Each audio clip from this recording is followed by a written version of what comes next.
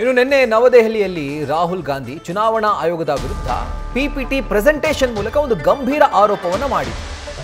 ಮತಗಳ್ತನಕ್ಕೆ ಸಾಥ್ ಕೊಟ್ಟಿದೆ ಅನ್ನುವಂಥ ಗಂಭೀರ ಆರೋಪ ಅದು. ಇವತ್ತು ಅವ್ರು ಏನು ಪಿಪಿಟಿ ಪ್ರೆಸೆಂಟೇಷನ್ ಅಲ್ಲಿ ಒಂದು ಮನೆಯನ್ನ ಮೆನ್ಷನ್ ಮಾಡಿದ್ರು.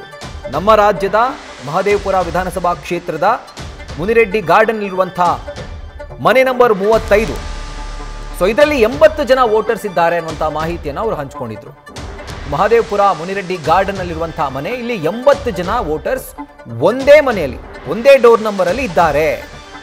ಈ ಒಂದು ಆರೋಪವನ್ನ, ಗಂಭೀರವಾದಂತಹ ಆರೋಪವನ್ನ ಅವರು ಮಾಡಿದ್ರು. ಆದರೆ ಇವತ್ತು ನ್ಯೂಸ್ ಫಸ್ಟ್ ಆ ಮನೆಯಲ್ಲಿದ್ದವರನ್ನ ಸಂಪರ್ಕ ಮಾಡಿದೆ. ಆಗ ಆ ಮನೆ ಮಾಲೀಕರು ಹೇಳಿದಂತಹ ವಿಷಯ ಏನಪ್ಪ ಅಂತಂದ್ರೆ, ಈ ಮನೆಯಲ್ಲಿದ್ದವರು ಯಾರೂ ಆ ರೀತಿ ಮಾಡಿಲ್ಲ.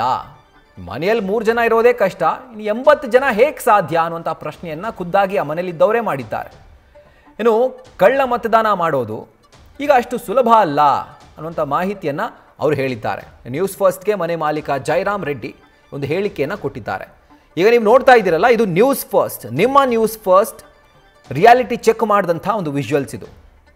ನಿನ್ನೆ ರಾಹುಲ್ ಗಾಂಧಿ ಅವರು ದೆಹಲಿಯಲ್ಲಿ ಒಂದು ಪವರ್ ಪಾಯಿಂಟ್ ಪ್ರೆಸೆಂಟೇಷನ್ ಮೂಲಕ ಈ ಮನೆ ಸಂಖ್ಯೆಯನ್ನು, ಮನೆ ನಂಬರ್ 35, ಇದರಲ್ಲಿ 80 ಜನರ ಹೆಸರಿದೆ, ಒಂದೇ ಮನೆ ನಂಬರ್ನಲ್ಲಿ 80 ಜನ ಇರೋದಕ್ಕೆ ಹೇಗೆ ಸಾಧ್ಯ ಅನ್ನುವಂಥ ಪ್ರಶ್ನೆಯನ್ನು ಅವರು ಮಾಡಿದರು ನಿನ್ನೆ ದೆಹಲಿಯಲ್ಲಿ. ಆದರೆ ಇವತ್ತು ನಿಮ್ಮ ನ್ಯೂಸ್ ಫಸ್ಟ್ ಅದೇ ಮನೆಗೆ ಭೇಟಿಯನ್ನು ಕೊಟ್ಟಿದೆ. ನೋಡ್ತಾ ಇದ್ದೀರಿ, ಈ ಮನೆಯಲ್ಲಿ 80 ಜನ ಇರೋದಕ್ಕೆ ಹೇಗೆ ಸಾಧ್ಯ? ಅಲ್ಲಿ 3 ಜನ ಇರೋದಕ್ಕೆ ಕಷ್ಟ. ಮನೆ ಮಾಲೀಕರು ಹೇಳಿದ ಹಾಗೆ 3 ಜನ ಇರೋದಕ್ಕೆ ಕಷ್ಟ ಇರುವಂಥ ಆ ಜಾಗದಲ್ಲಿ 80 ಜನರ ಒಂದು ವಾಸ್ತವ್ಯ ಹೇಗೆ ಸಾಧ್ಯ? ಈ ಪ್ರಶ್ನೆ ಕೂಡ ಈಗ ಉದ್ಭವ ಆಗ್ತಾ ಇದೆ. ಇನ್ನು ಮನೆ ಮಾಲೀಕ ಜಯರಾಮ್ ರೆಡ್ಡಿ ಜೊತೆಗೆ ನಮ್ಮ ನ್ಯೂಸ್ ಫಸ್ಟ್ ಪ್ರತಿನಿಧಿ ಮಾತನಾಡಿಸಿದ್ದಾರೆ. ಏನು ಮಾತನಾಡಿದ್ದಾರೆ ಬನ್ನಿ ನೋಡೋಣ. ನ್ಯೂಸ್ ಫಸ್ಟ್ ನಿರ್ಭೀತಿಯಿಂದ ನಿಮ್ಮ ಪರವಾಗಿ.